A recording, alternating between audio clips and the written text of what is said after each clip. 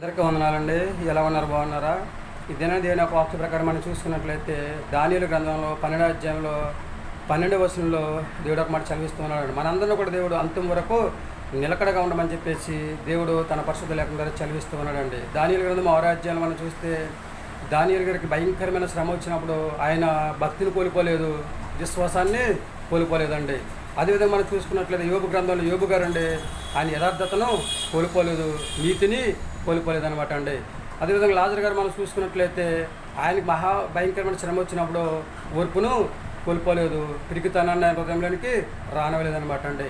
అదేవిధంగా మనం చూసుకున్నట్లయితే రాజుల గ్రంథాలు ఒకటో రాజుల గ్రంథాలు మనం చూసుకున్నట్లయితే ఏలీ గారు మంచి భయంకరమైన శ్రమ వచ్చినప్పుడు ఆయన కూడా నమ్మకాన్ని కోల్పోలేదండి, ధైర్యాన్ని కోల్పోలేదనమాట అండి. ఇలాంటి వాళ్ళు ఇంకా పరిశుద్ధ గ్రంథంలో అనేక మంది ఉన్నారు. వారందరూ కూడా అంతిమ వరకు నిలకడగా ఉండడం వల్ల దేవుడు వాళ్ళకి కావాల్సిన సహాయాన్ని దేవుడు వాళ్ళకి దయచేసినట్లుగా మనము చూస్తూ ఉన్నామన్నమాట అండి.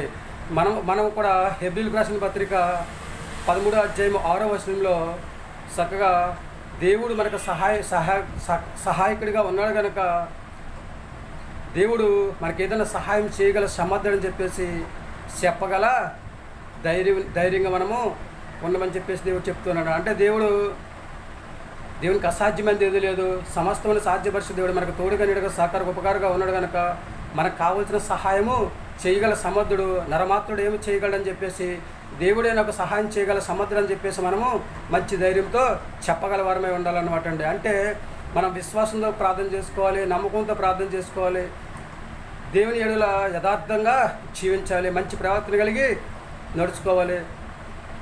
ఈ విధంగా ఎవరైతే చేస్తూ ఉంటారో మనల్ని కూడా దేవుడు ఆశీర్వదిస్తూ ఉంటాడు, అభివృద్ధి చేస్తూ ఉంటాడు, ఒక ఉన్నతమైన స్థితిలో ఉంచుతూ ఉంటాడండి. మనలో ఉన్న పిరిగితనాన్ని తీసివేసి ఎప్పుడు ఎక్కడ ఎలా ధైర్యంగా ఉండాలో, ఎప్పుడు ఎక్కడ ఎలా మాట్లాడాలో, ఎప్పుడు ఎక్కడ ఎలా దీవించాలో, ఎప్పుడు ఎక్కడ ఎలా ఆశీర్వదించాలో, ఎప్పుడు ఎక్కడ ఎలా అభివృద్ధి చేయాలో, ఎప్పుడు ఎక్కడ ఎలా ఉన్నతమైన స్థితిలో ఉంచాలో దేవుడికి తెలుసు అనమాట అండి. యోహాను సువార్తలో 14వ అధ్యాయం చెప్పబడిన మాదిరిగా మార్గము నేనే, సత్యము నేనే, జీవము నేనేం చెప్తున్నా. సర్వశక్తి గల దేవుడి నామంలో మన విశ్వాసంతో ప్రార్థన చేసుకుని నీతిని అనుసరించి న్యాయంగా నడుచుకుంటూ చక్కగా దేవుడిచ్చిన మహావచనం బట్టి మనలో ఉన్న పిరికితనాన్ని తీసివేసుకుని ధైర్యంగా ఉండి చక్కగా మనందరం కూడా అంతిమ వరకు ఎవరైతే నిలకడగా ఉండి విశ్వాసంతో ప్రార్థన చేసుకోవాలని చెప్పేసి ఆలోచన కలిగి ఉన్నారో వారందరూ కూడా తలలు వంచండి, చిన్న ప్రార్థన చేద్దాం. మహాపరిషణ పనులకు తండ్రిని గర్మైన పదాలు ఎక్కలేండి స్థుతిస్తారు. బిడ్డలందరూ కూడా దీవించండి, ఆశీర్వదించండి. ఎవరికి సాయంకాలం వరకు ఆ సహాయం వరకు దయచేయండి. ప్రభావ నీకు వందనాలు తండ్రి. అంతిమ వరకు నిలకడగా ఉండమని చదివించండి దేవుడు తండ్రి. మేము ఏమున్నా ఏమి లేకపోయినా తండ్రి, శ్రమ అయినా, శోధన అయినా, ఇబ్బంది అయినా, ఇరుకైనా తండ్రిస్తారు ప్రభావ. ఏదైనా తండ్రి ప్రభావ నిన్ను మా సొంత రక్షకుడిగా అంగీకరించుకుని తండ్రిస్తారు ప్రభావ. నువ్వే మాకు సహాయం చేయగల సమర్థుడు అని ప్రభావ. మేము ఎరిగి, గురి కలిగి, బిరి కలిగి, ఓర్పు కలిగి, పడుదల కలిగి ప్రార్థన చేసుకుని నమ్మకంగా జీవించి అంతిమ వరకు నిలకడగా ఉండే యోగ్యత ప్రతి ఒక్కరికైనా దయచేయండి. నీకు వందనాలు.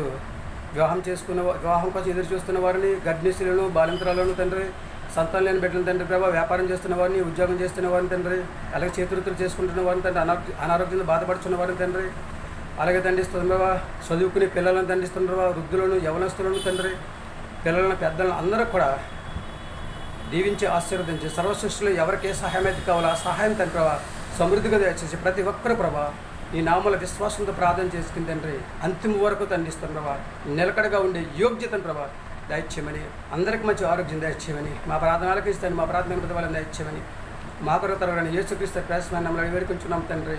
ఆమె అందరికీ వందనాలండి. ఇక్కడ వినాశనాలు మీకు తోడుగా ఉండేది కాక దేవుడిచ్చిన మహావిచ్ఛిన్నం బట్టి దేవుడు మనల్ని అంతిమ వరకు నిలకడగా ఉండమని చెప్పాడు కనుకండి. మనం కూడా దేవుని భయభక్తులు కలిగి ఆయన మాట విని ఆయన మాట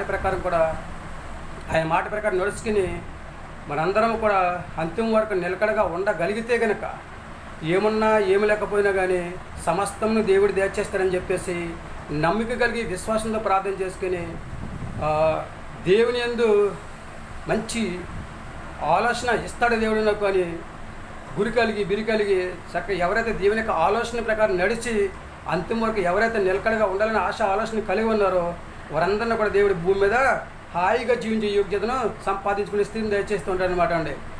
ఏమంటారండి? జీవిద్దామా అంతిమ వరకు నిలకడగా దేవునిలో ఏమంటారు? నమ్మకంగా జీవిద్దామా? మీ ఆలోచన మీదే. యవనస్తులు మీరందరూ కూడా దేవుని యందు నమ్మకాన్ని కోల్పోకండి, విశ్వాసాన్ని కోల్పోకండి, భక్తిని కోల్పోకండి, యథార్థతను కోల్పోకండి. సమస్తం దేవుడు మనకు సహాయం చేయగల సర్వశక్తి గల దేవుడు మనకు తోడుగా ఉన్నాడని ధైర్యం తెచ్చుకుని విశ్వాసంతో ప్రార్థన చేసుకుని మంచి ఆరోగ్యం కలిగి భూమి మీద హాయిగా జీవించే యోగ్యతను సంపాదించుకునే స్థితిని కలిగి ఉందామా? అందరూ కూడా ఈ లక్షణాలు కలిగి జీవిందామండి. Sisters and brothers, mothers and fathers, ప్రతి ఒక్కరు కూడా ఈ లక్షణాలు కలిగి జీవించి అంతిమ వరకు నిలకడగా ఉండే యోగ్యత దేవుడు మనందరికీ దయచేయను గాక. ఆమెను. ఏమంటారు? మీ ఆలోచన మీదే అండి. వింటారా దేవుని మాట?